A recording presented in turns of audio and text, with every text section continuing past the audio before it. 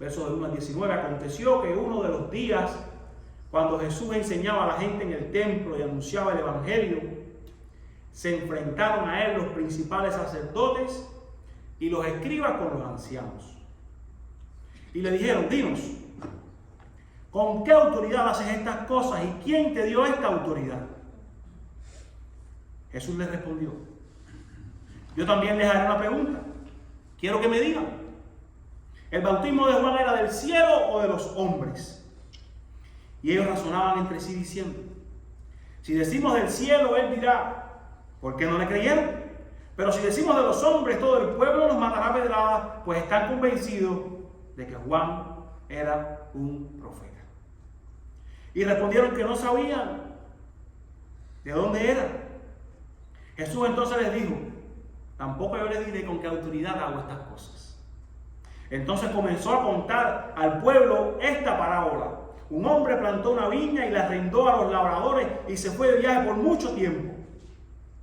Al tiempo de la vendimia envió a un siervo a los labradores para que le dieran parte del fruto de la viña, pero los labradores, después de golpearlo, lo enviaron con las manos vacías. Volvió a enviar a otro siervo y ellos también a este, después de golpearlo y ultrajarlo, lo enviaron con las manos vacías. Después envió a un tercero y a este también lo hirieron y lo echaron fuera. Entonces el dueño de la viña dijo: ¿qué haré? Enviaré a mi hijo amado, quizás a él lo respetarán. Pero cuando los labradores lo vieron, razonaron entre sí diciendo: este es el heredero, vamos a matarlo para que la heredad sea nuestra. Y arrojándolo fuera de la viña, lo mataron. Por tanto, ¿qué les hará el dueño de la viña? Vendrá y destruirá a estos labradores y dará la viña a otros. Y cuando ellos oyeron esto, dijeron: nunca suceda tal cosa. Pero él, mirándolo fijamente, dijo: entonces, ¿qué quiere decir esto que está escrito? La piedra que desecharon los constructores, esa en piedra angular se ha convertido. Todo el que caiga sobre esa piedra será hecho pedazos, y sobre quien ella caiga lo esparcirá como polvo. Verso 19. Los escribas y los principales sacerdotes procuraron arrestar a Jesús en aquella misma hora, porque comprendieron que contra ellos había dicho esta parábola. Y estamos viviendo en tiempos en los cuales el rechazo a la autoridad se ha agudizado. Y yo digo se ha agudizado porque esto no es algo de la era posmoderna. El rechazo a la autoridad lo vemos desde el huerto del Edén. Es un problema del pecado del hombre. Pero en estos días se incrementa. Nadie quiere que le gobiernen, nadie quiere que le dirijan, nadie quiere que mande en su vida. Cada cual tiene su propio reino, cada cual está diciendo: ¿quién tiene autoridad sobre mí? Y en este pasaje que acabamos de leer, Jesús está haciendo algo. Verso 1, ¿qué está haciendo Jesús? Está enseñando a la gente, o sea, está ejerciendo autoridad. ¿Qué más está haciendo Jesús? Jesús está anunciando el evangelio y ocurre algo. Los líderes religiosos, ¿qué hicieron? Se enfrentaron a él. Ya ellos no pueden andar más a hurtadillas, ya ellos no pueden esconder más los celos que tienen con Jesús. Es más, si usted va ahí al contexto literario inmediato, los versos anteriores a este capítulo, 47 y 48, dice que Jesús estaba en el templo enseñando y que ellos procuraban matar a Jesús. Ellos de encubierto querían tenderle una trampa para que Jesús fuera muerto. Pero ya ahora no se aguantan más, se quitan la careta. ¿Y qué le preguntan a Jesús? ¿Qué le preguntan? ¿Con qué autoridad haces estas cosas? ¿Quién te dio esta autoridad? Nosotros somos la autoridad. Somos los religiosos, somos los líderes. Somos quienes decimos cómo se han de hacer las cosas. ¿Con qué autoridad haces estas cosas? Y usted se pregunta, ¿qué cosas? Bueno, su enseñanza pública, que la estamos viendo aquí, sus milagros, por el contexto anterior, la limpieza que hizo en el templo, que entró y dijo: mi casa casa de oración será llamada y ustedes la han convertido en cueva de ladrones. ¿Con qué autoridad estás haciendo esto, Jesús? La entrada en Jerusalén que compartimos el domingo de Ramos con toda aquella procesión en la que le decían bendito el que viene en el nombre de Dios. Ellos no podían soportar aquello. ¿Con qué autoridad haces estas cosas? Nosotros somos la autoridad. Y ellos vieron una realidad. Jesús tiene autoridad. Jesús le están siguiendo las personas. Pero estaban cuestionando de dónde venía. Y si usted mira todo el Evangelio, usted va a recordar que en algún momento ellos atribuyeron su autoridad a Satanás. ¿Recuerdan? Aquel pasaje donde ellos decían, este está echando fuera a los demonios por Belcebú. Decían los líderes religiosos, los fariseos. Y ahí es donde está el famoso pasaje de la blasfemia del Espíritu Santo. Pero ellos no querían reconocer su autoridad. Entonces el maestro les responde con otra pregunta. El maestro les dice aquí, en nuestro texto, ¿el bautismo de Juan era del cielo o era de los hombres? Y tenemos que preguntarnos, ¿por qué Jesús trae a Juan a esta conversación? Recuérdense que Juan el Bautista, que era un pariente de él, había dado un testimonio inequívoco de Jesús. Un testimonio de Jesús fiel. Él anunciaba que Jesús era el Mesías, que él no podía desatar ni tan siquiera la correa de su sandalia. Que Jesús venía del cielo. Y si ellos reconocían a Juan como un profeta verdadero, de hecho, ellos mismos dicen por qué no querían decirle si el bautismo de Juan era del cielo. Si ellos reconocían que Juan era un profeta, debían aceptar que también la autoridad de Jesús a quien Juan predicaba venía del cielo. Pero a la misma vez no podían negar la autoridad de Juan porque el pueblo le tenía mucha estima. ¿Y qué decidieron hacer ellos? ¿Qué decidieron hacer los líderes religiosos? No saben. Mentir, porque sí sabían. Ellos mintieron, ¿verdad? Ellos dicen, no sabemos. Porque no les interesa saber la verdad. Escuchen esto. Ellos no estaban preguntándole a Jesús de dónde viene tu autoridad porque ellos querían conocer. No, ellos no quieren saber.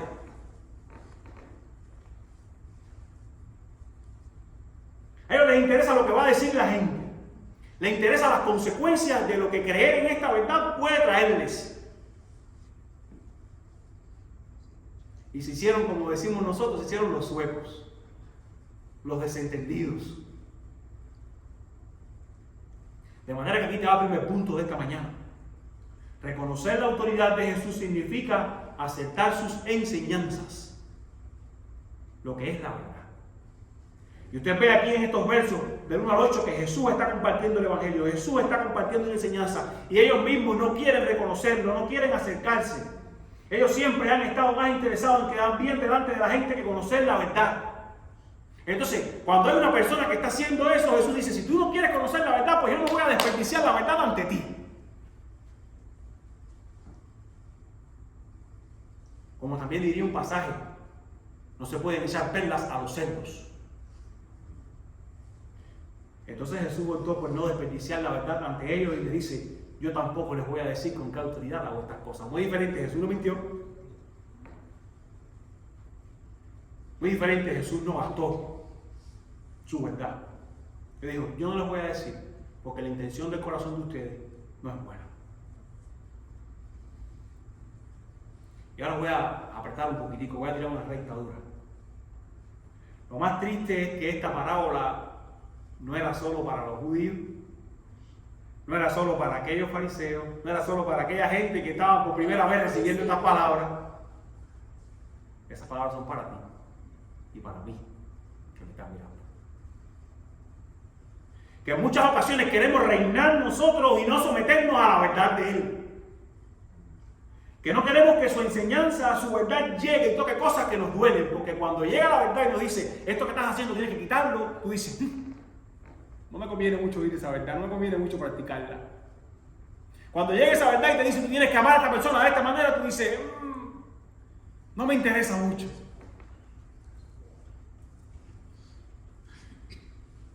Cuando nos confronta esa verdad, cuando nos va a costar esa verdad,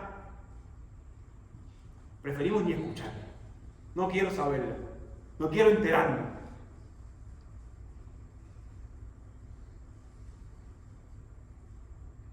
Pero aquella gente lo que quería era contender, tenían un espíritu divisorio, contencioso. Y esto es algo para lo que pensar nosotros. Luchar, trabajar, pedir, rogar por tener un espíritu enseñable. Enseñable por Dios, enseñable por su palabra, enseñable por los hermanos de mi comunidad. Un espíritu cooperativo, un espíritu no divisorio, un espíritu no contencioso, un espíritu que busca aglomerar. Un espíritu que reconoce que somos pecadores, pero que necesitamos a este que tiene la verdad para que transforme nuestras vidas. Usted vio que estamos comenzando a crecer. Agárrese ahora, que es cuando vienen entonces las luchas, los choques, los encontronazos. Porque cuando éramos 5 en casa de Cristina, éramos los mismos 5, no había mucho con lo que chocar. Pero cuando empieza a llegar más gente, es mucho pecado en un solo lugar reunido. ¿Usted entiende esto? Y comenzamos a ofendernos y comenzamos a ser impacientes los unos con los otros y comienzan a pasar cosas que necesitamos que su verdad nos ayude a entender. Mi hermano es pecador, yo tengo que tenerle paciencia. Si me ofendió, yo tengo que ver cómo le perdono. Y si yo fui el que lo ofendí, yo tengo también que aprender a no hacerlo mañana. Y me he ido un poquitico ahí del punto que les estoy compartiendo, pero lo que quiero que usted entienda es reconocer la autoridad de Jesús es reconocer su verdad, su palabra, para que transforme nuestra vida. No, yo no me voy a hacer el sordo con lo que él está diciendo, yo no me voy a hacer el sordo con esto que me manda la palabra, yo no me voy a hacer el...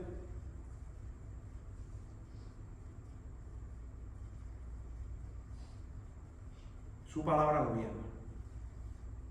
Y suele pasar que cuando nos obstinamos creyendo ser infalibles, Jesús opta por no desperdiciar la verdad, por no echar perlas a los cerdos.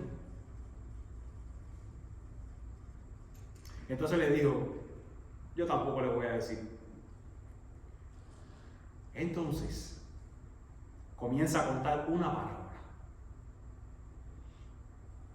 Una parábola que está respondiendo a la pregunta de ellos. Su pregunta fue, ¿de dónde viene tu autoridad? Y se cuenta esta parábola. Entre paréntesis quiero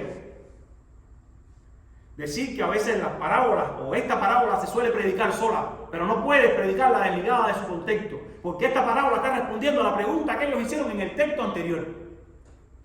¿Verdad?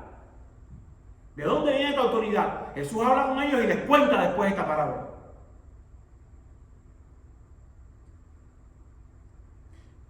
De manera que esta parábola es la respuesta a la pregunta que ellos le hicieron, ¿quién te dio esta autoridad? Y siempre me gusta aclarar que las parábolas son historias, cosas que ocurrían en la vida cotidiana, que Jesús usaba, o también en el Antiguo Testamento hay algunas que son usadas para dar una enseñanza central. Usted no puede estar exprimiendo cada pedacito de la parábola, cada cosita significa algo, cada palabra significa algo, porque usted va a errar. Pero hay una idea central que está respondiendo a esa pregunta, hay elementos en la parábola que uno aprende de ellos, pero no puede exprimirla al 100%. Ahora bien, esta parábola de los labradores malvados está mencionando una viña. Y para entender un poco de esto tenemos que regresar hasta Isaías. Yo lo tengo aquí en mi Biblia, lo leeré para ustedes. También usted puede buscarlo, Isaías 5. Pero quiero que lo anote, quiero que lo busque después en casa quizás. Isaías 5, le voy a dar la oportunidad de que llegue hasta allí. Isaías 5, los versos de 1 al 7. Y aquella misma viña que Jesús anuncia desde aquí, desde el Antiguo Testamento, ha sido mostrada. Dice Isaías, que llamaba a Dios amigo, que llamaba a Dios amado, el cántico de la viña, como una parábola. Cantaré ahora a mi amado, el canto de mi amado acerca de su viña. ¿De quién es la viña? De él, ¿verdad? mi buen amado tenía una viña en una fértil colina. Fértil significa que va a haber producción, que es un buen lugar para plantar la viña. La viña no fue plantada en un mal lugar. La cavó por todas partes y quitó sus piedras. Miren cuánta dedicación del dueño de la viña. Quitó las piedras. Quitó lo que podía impedir que produjera aquella viña. Dice que la plantó ¿de qué? De vides escogidas. No cualquier vid. Vides escogidas. Vides especiales. Dice que edificó una torre en medio de ella. Una torre para que fuera cuidada, una torre para que fuera velada. Dice que también excavó en ella un lagar. Usted sabe que un lagar era donde se procesaba la uva. Ahí se llevaba la uva y se hacía el jugo, el vino.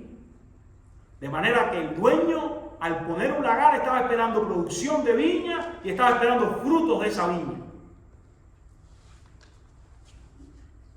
Porque esperaba que produjera uvas buenas. Pero solo produjo uvas silvestres. Y ahora mercaderes de Jerusalén y hombres de Judá juzguen entre mí y mi viña. ¿Qué más se puede hacer por mi viña que yo no haya hecho en ella? Porque cuando esperaba que produjera uvas, produjo uvas silvestres. Ahora pues, dejen que les diga lo que yo he de hacer a mi viña. Quitaré su vallado, su cerca, lo que les protege, y será consumida. Derribaré su muro y será pisoteada. Haré que sea desolada y no será podada ni labrada, y que serán zarzas y espinos. También mandaré a las nubes que no derramen lluvia sobre ella. Ciertamente la viña del Señor de los ejércitos es la casa de Israel, y los hombres de Judá su plantío delicioso. Él esperaba equidad, pero hubo derramamiento de sangre. Justicia, pero hubo clamor. Esto es lo que esperaba Dios de su viña desde allá. Hay otras muchas cosas de las cuales este texto de Isaías está hablando que pasará.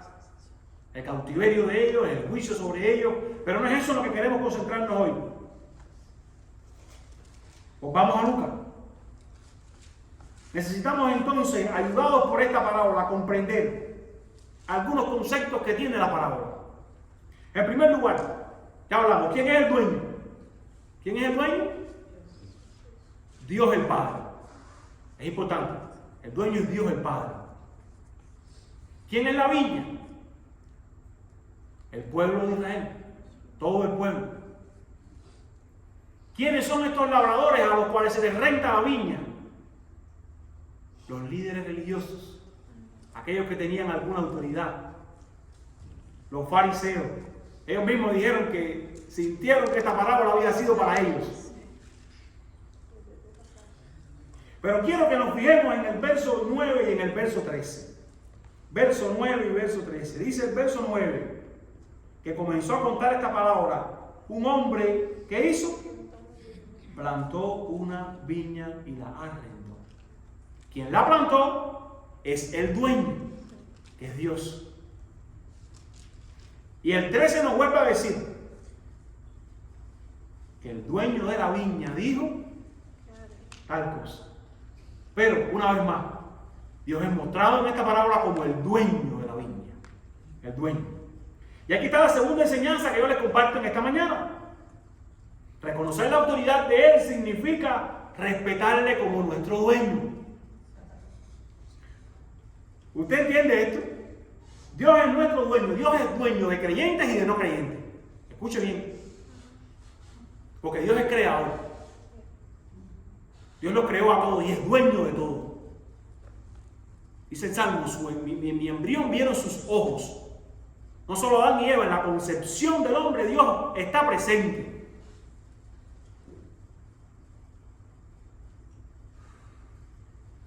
Pero en el fondo de nuestros corazones nosotros queremos ser el dueño. Queremos que la viña sea nuestra. Pero la viña nos ha sido arrendada, la viña nos ha sido prestada, no es tuya. El pueblo no es tuyo. Su reino no es tuyo. Tiene un rey. Usted es un labrador en ella. ¿Y qué es lo que quieren hacer esta gente con el hijo cuando él lo manda? Quieren matarlo. Porque nosotros también, en nuestro pecado, queremos la muerte del dueño, queremos la muerte del heredero, queremos apoderarnos de la heredad. Y la codicia que los seres humanos tienen hace que ellos quieran tener más y quieran tener más y quieran tener lo que no deberían tener. Los hace creer que sus deseos como dueños de su vida deben ser satisfechos a cualquier precio. Entonces nuestros deseos se convierten en nuestros dioses. Y este es el orden. Yo me creo dueño de mi vida, no es Dios el dueño de mi vida. Por tanto, yo vivo para vivir mi vida como yo quiera. Cuando Dios es el dueño, usted tiene que pensar diferente. Porque mi vida ya no es para mí, es para Él. Cuando Dios no es el dueño, usted escoge su trabajo pensando en Él. Cuando Dios no es el dueño, usted escoge su casa pensando en Él. Cuando Dios no es el dueño, usted escoge sus relaciones pensando en Él.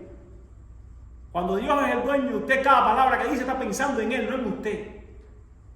Cuando usted va a hacer la mínima cosa en su semana, que todos tenemos cosas que no debemos hacer en la semana, usted tiene que estar pensando, Dios es mi dueño. Estoy prestado aquí. ¿Cómo voy a responder? ¿Cómo voy a hacer? ¿Cómo voy a actuar?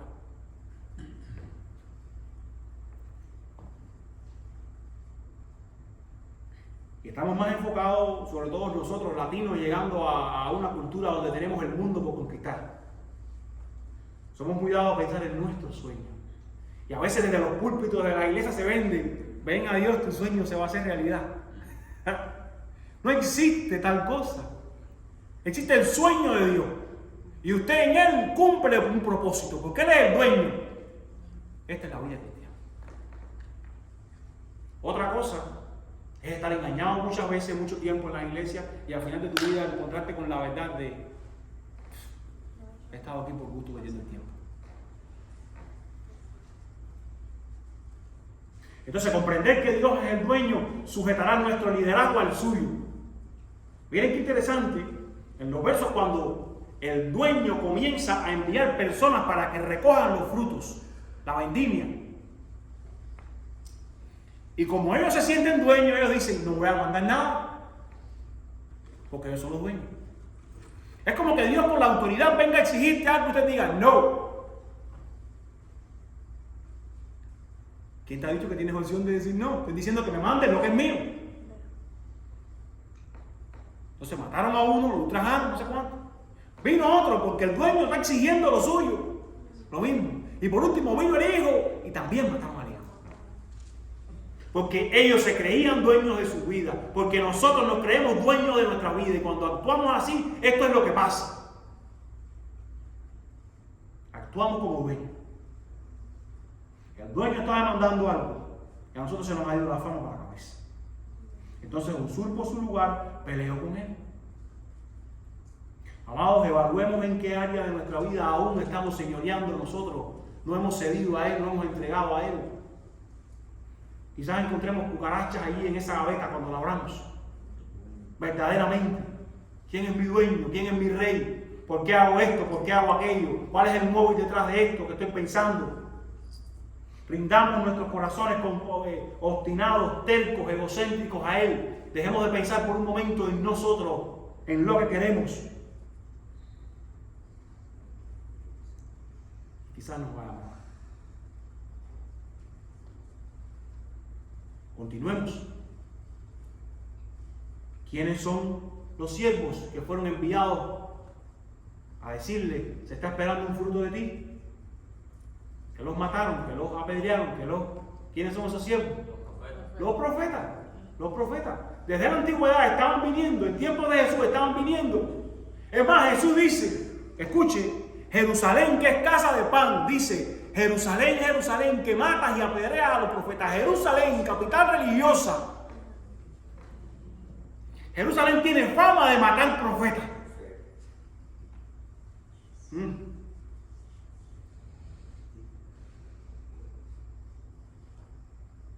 ¿Quién es el Hijo amado que envía al dueño? Cristo.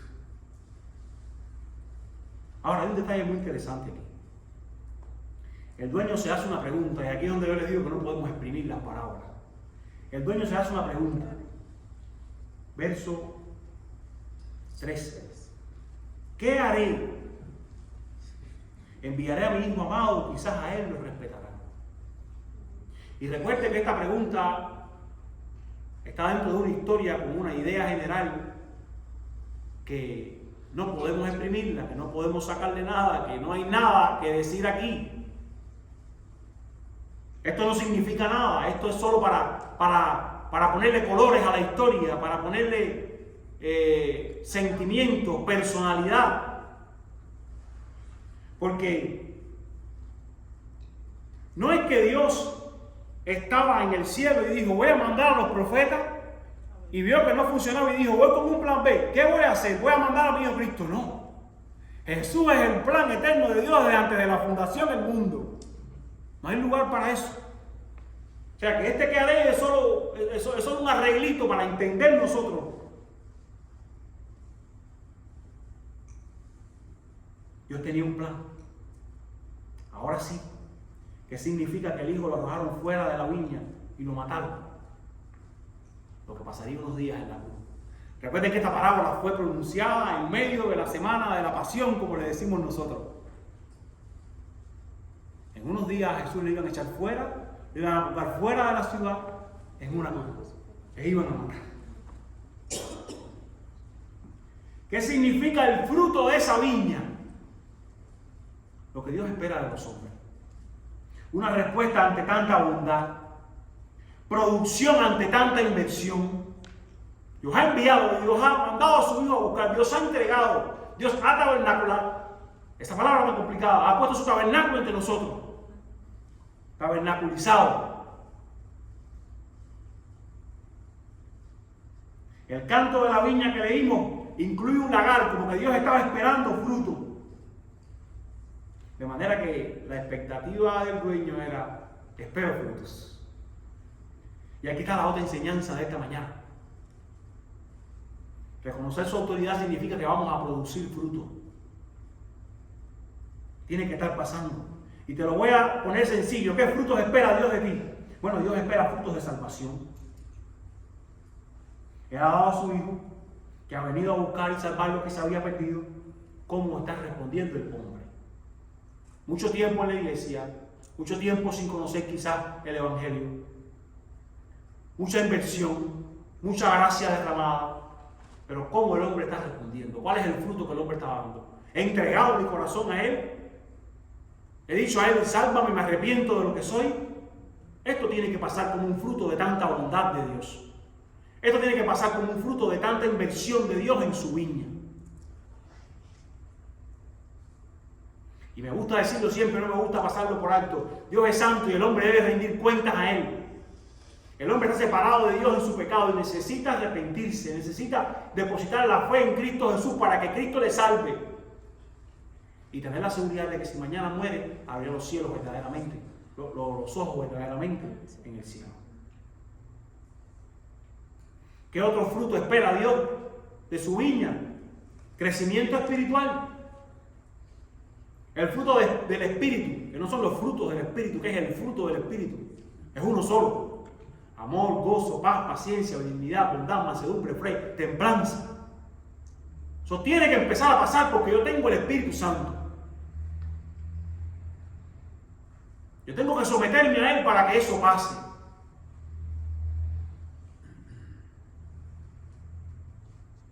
Ser antes que hacer. Es esta la razón por la que queremos que aquellos que se suman a la membresía de nuestra iglesia sean verdaderamente cristianos. No queremos gente que hace, trabaja, sirve, pero no le han conocido a Él. Es por eso que no queremos que alguien llegó el domingo pasado y esté sirviendo aquí delante o esté sirviendo cualquier otra cosa en la iglesia como un cristiano sin haberle conocido. Queremos que sea antes que sea, que esté produciendo un fruto espiritual. ¿Qué otros frutos esperan? Obras consecuentes con el llamado que se te ha hecho. Se te ha hecho un llamado a evangelizar, alcanzar a otros. Se te ha hecho un llamado a discipular a otros con lo que Dios ya te ha dado. Se te ha hecho un llamado a ser generoso para que el reino de Dios avance. Se te ha hecho llamado a una entrega comprometida a la obra del reino. Se te ha hecho un llamado a la benevolencia. Si usted busca Primera de Pedro, y le quiero invitar a que usted vaya hasta allí, si le parece, si no yo lo leeré para usted. Primera de Pedro 2:9. Primera de Pedro 2:9. Dice, porque ustedes son linaje escogido, real sacerdocio, nación santa, pueblo adquirido para posesión de Dios. Son de Dios. A fin de que, este es el fruto, anunciéis las virtudes de aquel que los llamó de las tinieblas a su luz admirable. Ustedes que en otro tiempo no eran pueblo, ahora han sido pueblo. Tenemos un llamado, tenemos frutos que dar.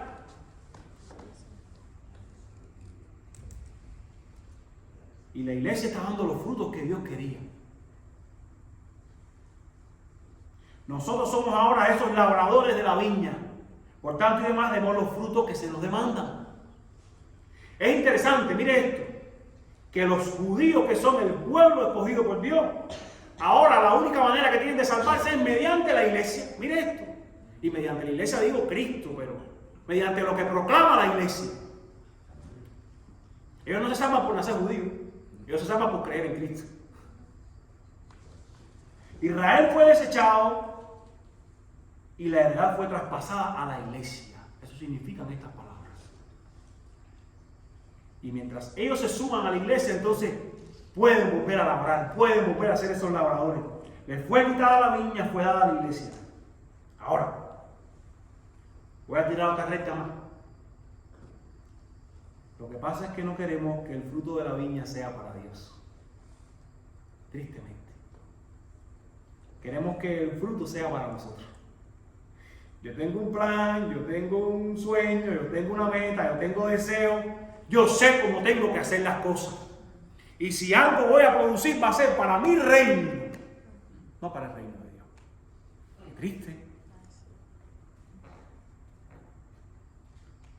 Porque se nos ha olvidado quién es Dios y quiénes somos nosotros. Porque se nos ha olvidado que Él es el dueño y que nosotros somos labradores. Él nos ha rentado la viña, nos ha prestado.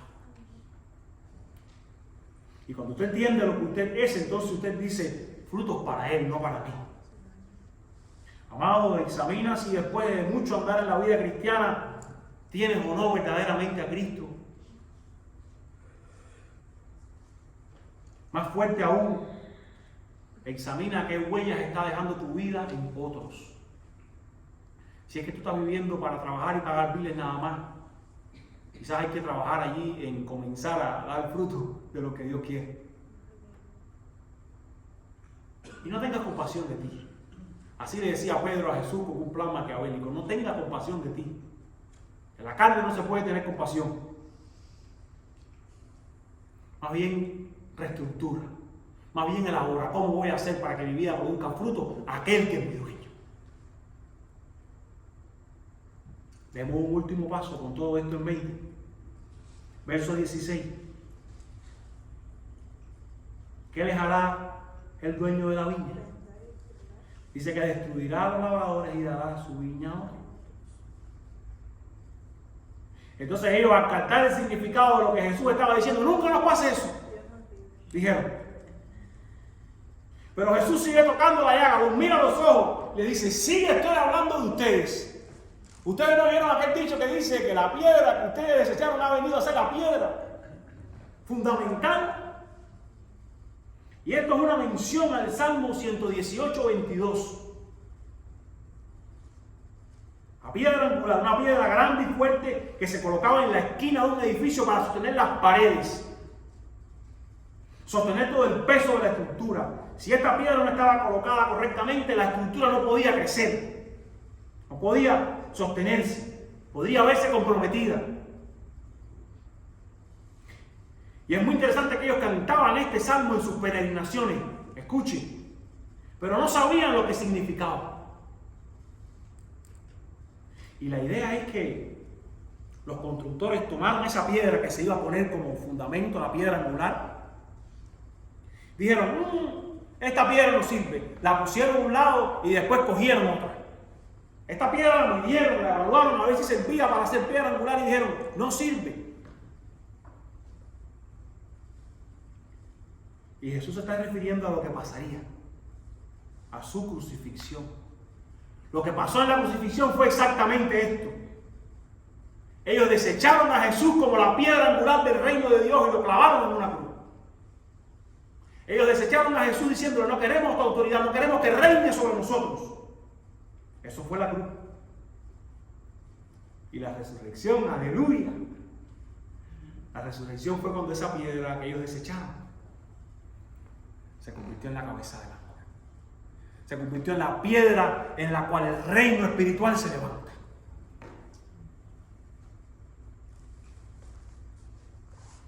El hijo que fue asesinado y arrojado de la viña es la piedra angular en el plan redentor de Dios. La piedra que desecharon los que sabían mucho, este no es la piedra angular. De manera que aquí te va mi última enseñanza de la mañana. Reconocer su autoridad significa valorarle por quien es, el Hijo amado de Dios. Pero aquí no termina todo. Verso 18, no puedo dejar nada en este texto. Dice que el que caiga sobre esta piedra será hecho pedazos. Y lo mismo si la piedra cae sobre él. Y esto se está refiriendo a Daniel 2, 44 y 45. No tenemos tiempo de leerlo, usted lo puede leer en casa. Daniel 2, 44 y 45. Pero el profeta Daniel, desde allá, está hablando del Mesías. Y le está describiendo como una piedra grande, que no es cortada por mano de hombres, y que vendría, caería sobre los reinos del mundo y los aplastaría. Esa piedra no es cortada por mano de hombres, es una piedra que produce el Dios mismo. Es obra sobrenatural de Dios. Y la idea es que hay un vaso de barro, usted ha visto las cerámicas de barro, que se ven muy fuertes, pero ellas cuando caen al piso se desmoronan. Ya sea que las hayas cocido mucho o no, la idea es esta misma. La piedra que caiga sobre esa vasija de barro, que es el hombre, que son los reinos del mundo, será desbaratada, porque es muy débil. Y viceversa. La vasija de barro que intente caer sobre la piedra le pasará lo mismo, será desmenuzada.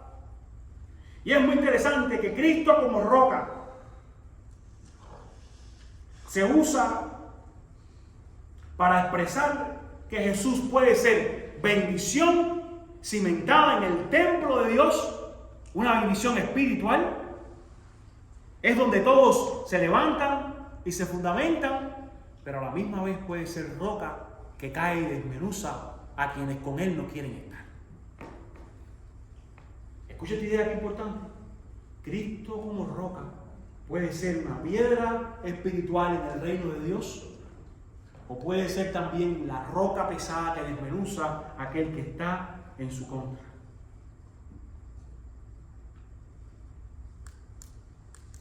Es un símbolo.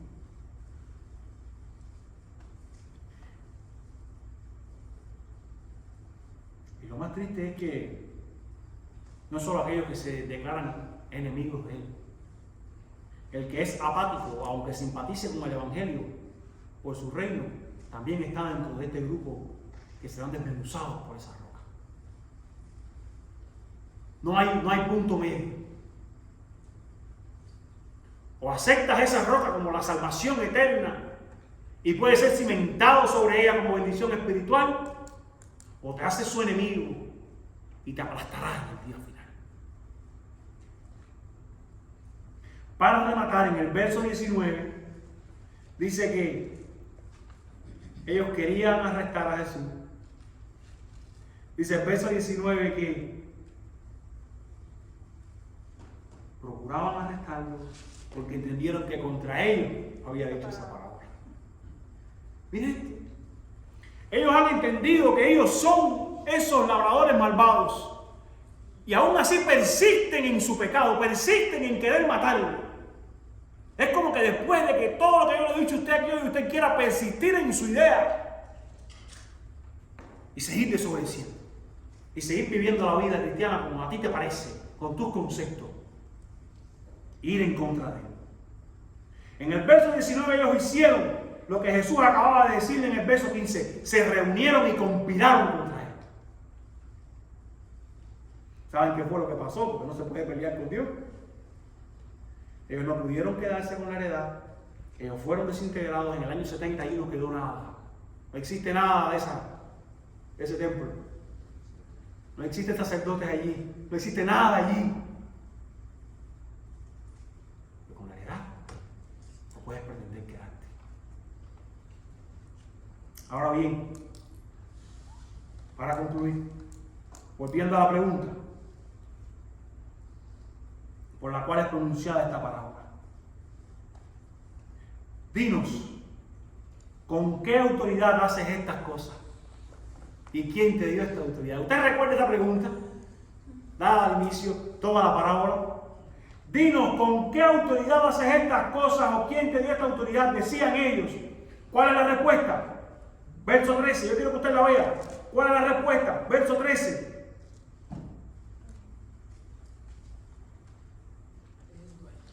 ¿Cuál es la respuesta? El Señor de la viña. El dueño de la viña dijo, ¿enviaré a quién? A mi hijo. ¿Qué autoridad tenía Cristo? Jesús con esta parábola les estaba diciendo, tengo la autoridad del Hijo amado de Dios. Tengo la autoridad del que estaba desde el principio con Dios. Tengo la autoridad de la simiente de la mujer que aplastaría la cabeza de la serpiente. Tengo la autoridad del cual en él son benditas todas las naciones de la tierra. Tengo la autoridad de aquel que es el cetro de Judá. Tengo la autoridad de aquel que es el profeta como Moisés y mayor. Tengo la autoridad del siervo del Señor en quien él se complace. Tengo la autoridad de que es el retoño del tronco de Isaí. Tengo la autoridad del rey de Israel, del hijo de David, del Mesías esperado, del unigénito hijo de Dios. ¡Aleluya! Esa autoridad yo tengo. ¿De qué me hablan ustedes?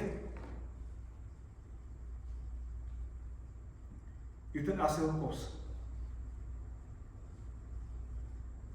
O te sometes a esa autoridad, o te vas en su contra. Si te sometes, eres una piedra plantada, como también nos dice la Biblia, en ese edificio que él está construyendo sobre la roca que cimienta. Ladrillos vivos, piedras vivas. De manera que, mis amados hermanos, si hay una idea que quiero que te lleves, es esta que Dani va a ponernos ahí. Reconozcamos la autoridad de Jesús como el Hijo amado de Dios. Cedamos completamente el control de nuestro diario vivir a nuestro Señor Jesús. Cuánta misericordia. Él podía pararse en las afueras de la viña con un escuadrón y desalojarlo, matarlo, pero su gracia y misericordia no tuvo fin. Vengamos arrepentidos a Jesús por los pecados que nos hicieron desecharlo, traicionarlo.